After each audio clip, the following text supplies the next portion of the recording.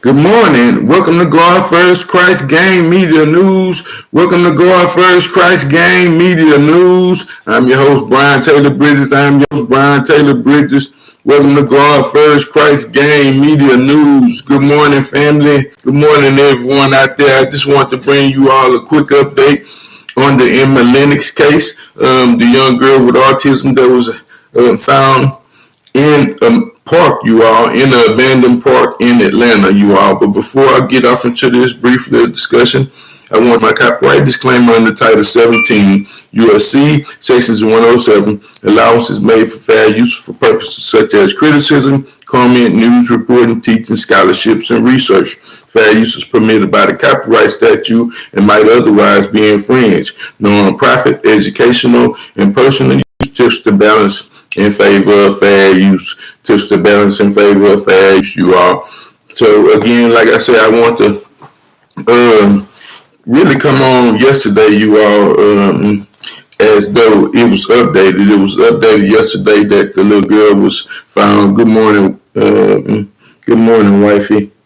That the little girl was found yesterday in Atlanta in a park, or somewhere abandoned, you all. And like I said, I just want to go over a few things about this particular case. But praise God, she has been found, which is the most important thing about this case, you all. But mind you, the little girl had autism, you all. She is not functioning on the mind frame of actually a 17-year-old. Her mind frame is of a 12 or 13-year-old girl or a child. And mind you, she had been quite missing for some days, you all. And I said it, some days. So I want to just go over a few things briefly about the case and a few things that they never did share with us as the public. The FBI and so forth and so on, and Miss the little Emma's parents, they all came on the public TV to particularly talk about this case, you all, but they never did share a lot of things with us, you all, that I was concerned with. But like I said, the most important thing that she is home and she is safe. So that was the greatest thing that I want to update this morning, you all. And like I said, again, she was found yesterday afternoon. I'm pretty sure, I think about between I guess 12 and 1, 2, 3 o'clock, somewhere in the evening time, just before dark, you all. But it's an update on the missing team, found safe in a Georgia park, you all. I'm going to read the article. It said the Ohio 17-year-old that went missing at a Hartsfield Atlanta International Airport in Atlanta, Georgia, has been found. Emma Dene Lennox was found at Atlanta making a connection flight from Cleveland to Boston on September the 6th when she disappeared, you all. It said the teen's mother, Eleanor Lennox, told the Fox 8 News that she was able to speak with Lennox on the phone. I just got a phone call from her. She said I was able to talk to her. Hold on, my phone is it said I was able to talk to her, you all. We're going to see her soon. My apologies, you all. It said Lennox's mother said that she was last seen her daughter several days ago at the Hopkins Airport in Cleveland. Lennox said Lennox has autism and was on her way back to a therapeutic boarding school in Boston. She was surprised to have a direct flight from Boston. She was supposed to have a direct flight from Boston to go to a therapeutic boarding school, said Mrs. Lennox. My husband and I watched her go through the security. It said then we got a call from the facility where she was staying saying she did not get on that plane and that she had missed it. It said an agent from the Delta Airlines reportedly helped Lennox catch another flight to Boston via Atlanta. She was last seen leaving the airport in Atlanta with an unknown man. It said the FBI had found the man and interviewed him, but did not find Lennox, you all. It said the police have cleared him. It said the teen's father, Mr. Mike Lennox, was reunited with his daughter at the police station in Atlanta after she was found in a park. It said a woman recognized Lennox from the news and brought her to the police station. The FBI shared the update on Twitter, you all.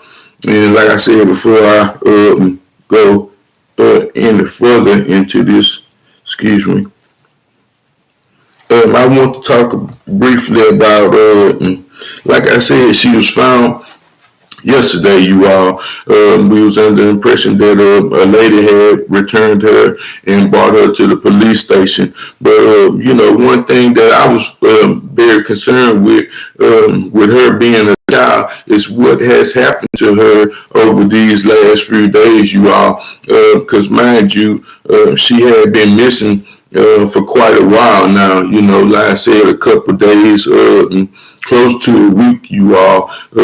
Yes, I said it, very close to a week. The little girl has been missing. And, what has she done all this time? Where has she been?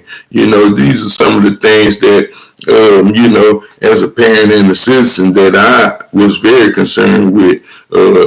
Who been feeding the little girl, and what was this man named? They never showed this man. They never showed no pictures of the man. It was seemed like more like they was trying to run down the line and protect everybody that was potentially involved in this case, you all.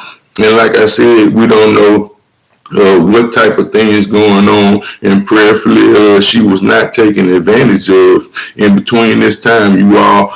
These days that she had been on the streets, they did not say if they had taken her to get some type of physical to see had she been harmed, you all, because like I said, it's a lot of things that she hadn't even came on to even give an interview yet herself, but particularly the first day that it happened, her father came on. He was very verbal. The mother never did get to say anything. But today, after making mention that, there was a lot of details that was left out this particular case, you all. Like I said, I don't even understand how you going from,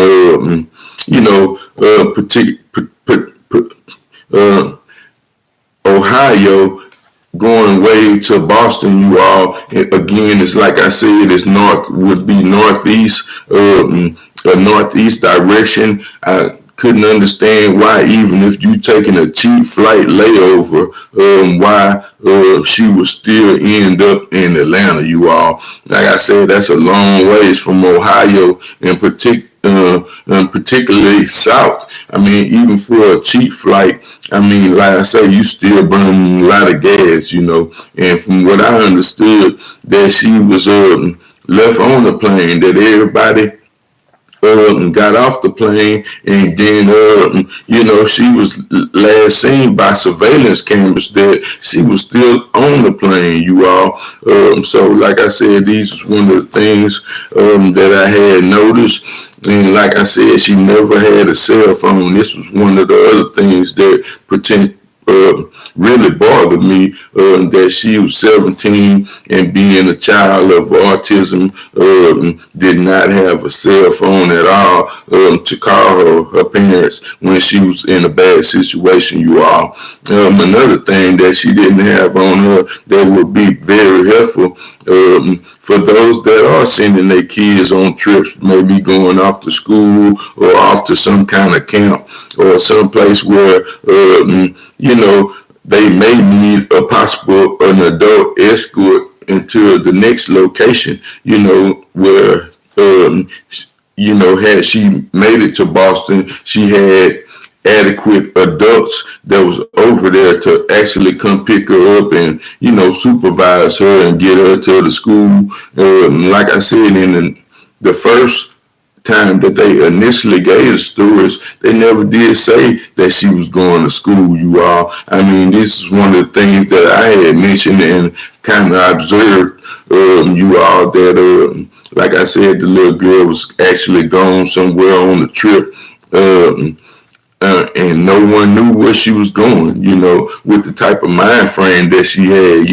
These are some things that are very concerning. And if she was assaulted, you all, would she had told anyone? We don't know what her conversation is like verbally. So these are some of the kind of things that are very puzzling to me. And even after they found the suspect that she had left the airport with in Atlanta, then, they never did say. They said they went over there and talked to him, but and Lee came to nowhere. Like I say, we never did. We don't know what that man looked like or who he was or if they protected him or what have you. If he called another woman to actually come get her and escort her to the police station, and she wasn't actually found in the park. I mean, these are some of the type of things that, that we should know as a public. I mean, I'm pretty sure they had some kind of cameras on at this particular park or something, you all. But like I said, it was from the very beginning, this case had seemed very fishy to me, you all. And like I said, for her to be gone days on, days in and days out, and we don't know who fed her, if she even ate, or, had she had the proper, looked like she was able to change somewhere. Don't seem like she had the same clothes on as she did the day that she came up missing, you all. I mean, these are one of the things where wish she had changed. Wish she had absolutely gotten naked in the park and changed her clothes there, or did she change at this male suspect house? I mean, these are some of the questions that I'm pretty sure that her parents want to know, but as a public that was trying to help this little girl that is very much concerned for the lives of our children, these are some of the things that was never asked. Like I said, I don't particularly really understand why not, you all. But like I said again, the most important thing is that she is here today, you all. She can one day tell this story, and a lot of other people may be able to tell this story as well.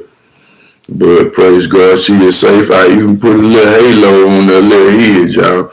Because she is definitely a little angel, you all, and I'm so thankful that she is here today. And that has been confirmed by 11 Alive within the last 60 minutes. Her mother telling our station in Cleveland that someone in Atlanta recognized Zari from seeing her photo and brought her to an Atlanta police station. She is safe. Her father is now with her, and the FBI confirms Zari is fine, okay, and safe.